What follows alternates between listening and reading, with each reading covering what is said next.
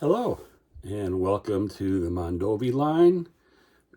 We are going to do a little update of what we've done this month. So we'll call it the January layout update. Thanks for being here. So the biggest update we have this month is down here on the east side of Mondovi, wrapping around to the side of the peninsula where Oliva starts. So let's start there and we'll see what is new. So here in the church scene, we started adding details. There's a lot less cars in the parking lot today. We moved them around. We have to buy some more. So this little square park scene here, we started adding some details to that. So I made some more trees here and here from a new pack of super trees I got. And then we have some 3D printed picnic tables, garbage can. We got some woodland scenic figures, a swing set, a tetherball, and then I added the white picket fence around it. That's because the road is right out in front here. We want to make sure the kids don't run out in traffic.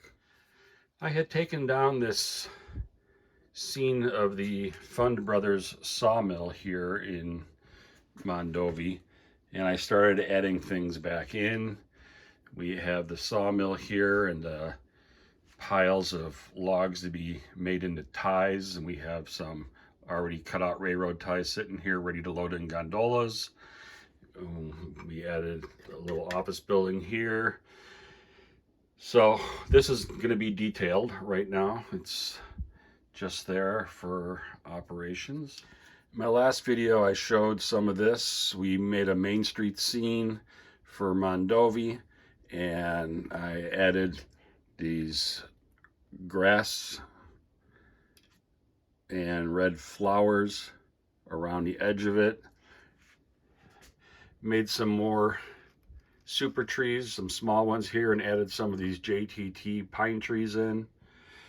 And we finished the highway from the backdrop down in front of the motel where it ends right here.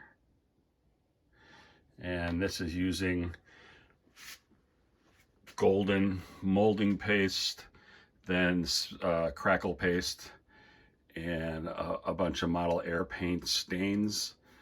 And I finished the crossing, and then from this switch here all the way around the bend, we added ballast.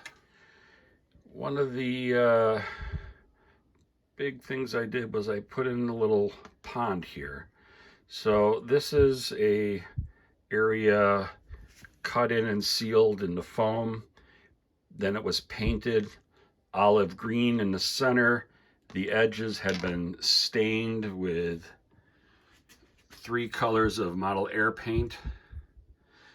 Then I started sponging on some GAC 500 with different colors of model air paint, and I followed Boomer's instructions on how he did his. It's not quite as dark green as I would have liked, but I think it turned out okay.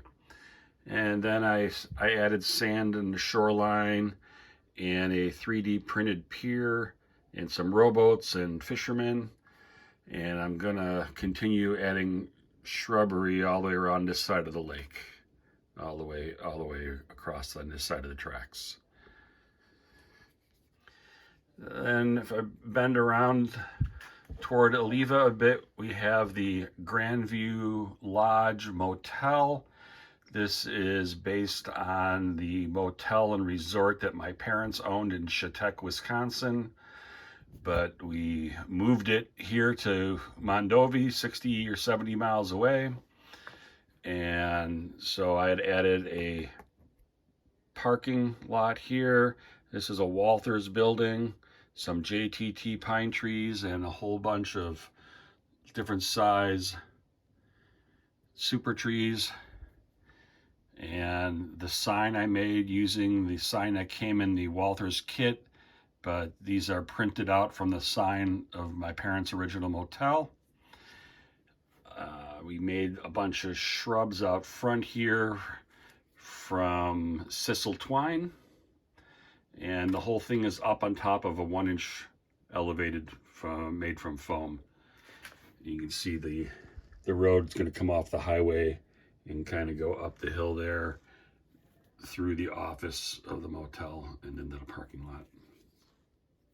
And then once I got the back of the scene to a certain place, I started filling in front here, added some grass and some road, and I tried this base of this whole scene is a grass mat that I had purchased 25 years ago at a train fest in Milwaukee, I think, and never used it. So I cut it up and glued it down and added static grass along the edges and all these shrubs here, which I think are from MiG ammo. I'm not sure.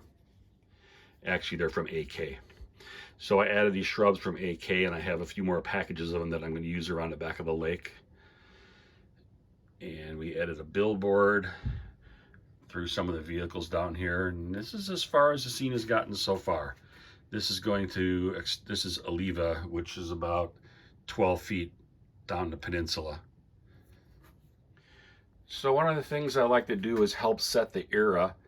So none of the vehicles on my layout are newer than 1959, except if you have a sharp eye, you may notice a 1960 Ford pickup truck somewhere on the layout, and that's because that was the first vehicle I ever drove and I owned in high school.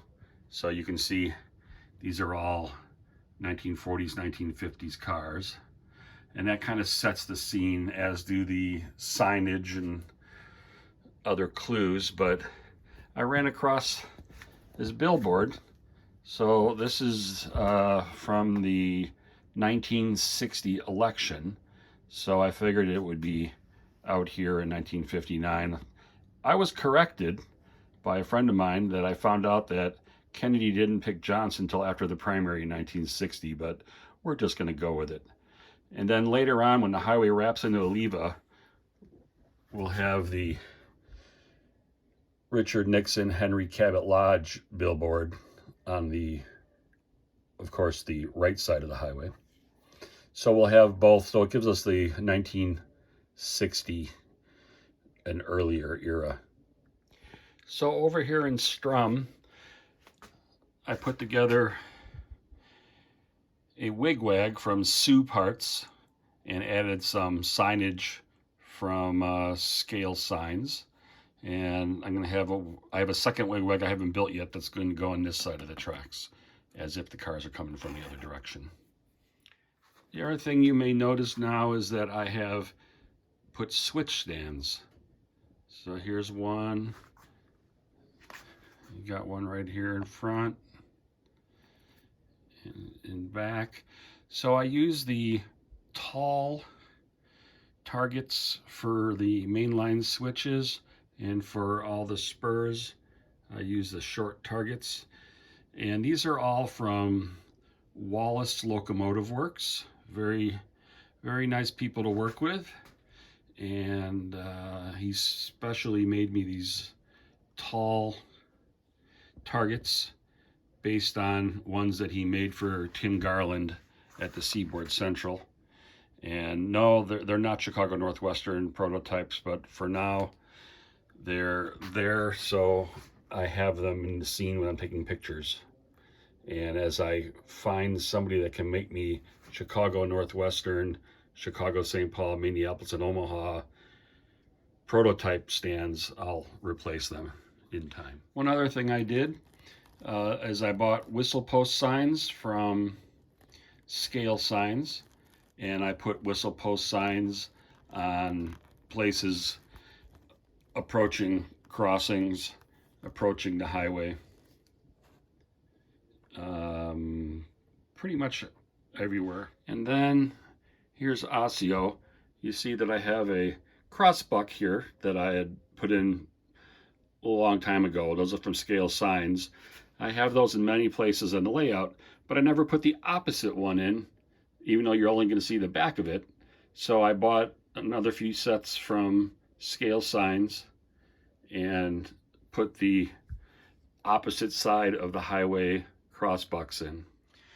And here's a couple of more new super trees that I put together.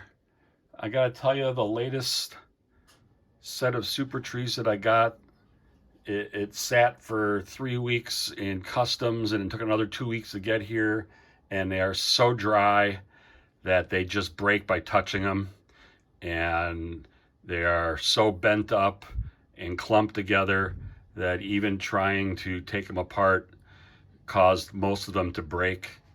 So I'm not super happy with this shipment. This is the third time I've bought from Super Trees, and I never had a problem before. So I'm going to save them and use them to glue onto different armatures. I tried the straightening them out with the hot soldering iron, and they just snap. So we'll see. I managed to get probably 12 or 15 trees out of the pack, so that's not too bad. So I'm trying to remember some of the other things that I did, and I walked over to Osseo and a couple of things, and I may have shown these before, but I started building these baggage carts from Bar Mills, and they're really, really nice.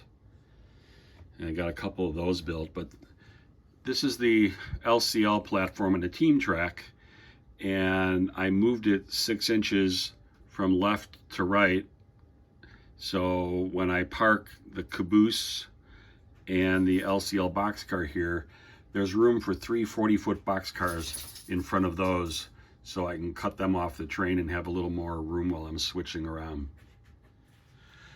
So what's next for the Mondovi line, you say, huh? Well, I've been asking myself that. So this is Oliva. It's the last town that I haven't built yet in the layout. It's the left side of the peninsula, and the scene coming out of Mondovi with the town, the fish pond, and the hotel comes into Oliva. So I've been thinking about this, and I haven't made a decision yet, but I'm either going to build this town. It's only got one siding, and it'll have about 3 or 4 industries. It didn't get as much switching out as the other places did, but there'll be a pickle salting station and a stockyard and a lumber yard, and then a co-op equity over here, and then a depot in the middle. So I could do that. The other thing I had thought of is taking the track out and just putting the main line through here and making it all hills and mountains, or hills and woods, maybe the river coming through, and just have some negative space. But that would look good in pictures, but that wouldn't help me in operations, and I like the operations part of it. So I think I'm going to start by dropping feeders through here in the next month or two.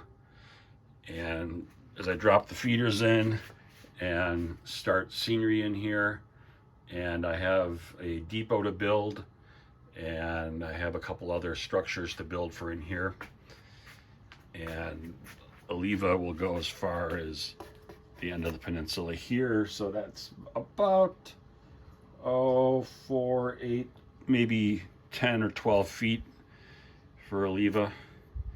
So that might be next. And the last thing I'm going to do is the end of the peninsula, which currently is just a flat unused space for me to store everything while I'm working.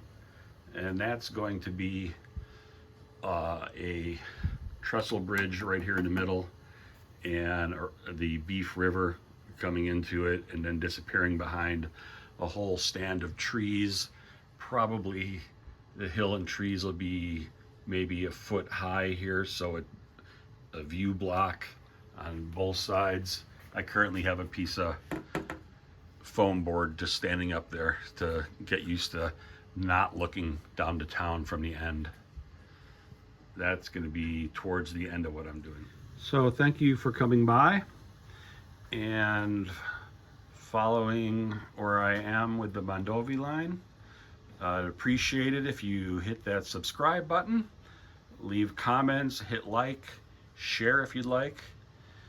Otherwise, we'll see you next time.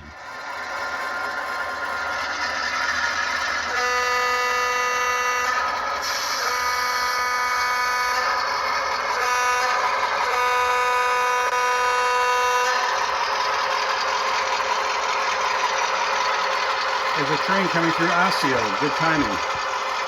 Let's watch it go by.